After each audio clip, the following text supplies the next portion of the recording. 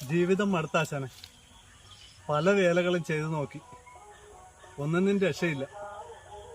Risk എടുക്കാതെ ജീവിക്കാൻ പറ്റിയല്ലോ ഇപ്പോഴത്തെ കാലത്ത്. അങ്ങനെ റിസ്ക് എടുക്കാൻ കൂട്ടുകാർ പറഞ്ഞു തന്ന ഒരു ഐഡിയ. പല ജോലികളും ചെയ്തു നോക്കിയിട്ട് ഒരു രക്ഷയില്ലായിരുന്നു. അവസാനം അവർ പറഞ്ഞ യൂട്യൂബും ഇൻസ്റ്റാഗ്രാമൊക്കെ തുടങ്ങി, അതിലൂടെ അണ്ണൻ രക്ഷപ്പെടാൻ പറ്റും, അണ്ണൻ അതിലുള്ള കഴിവുണ്ടെന്ന് പറഞ്ഞു. അവരുടെ മോട്ടിവേഷനാണ് നമുക്ക് ആവേശം പറഞ്ഞത്.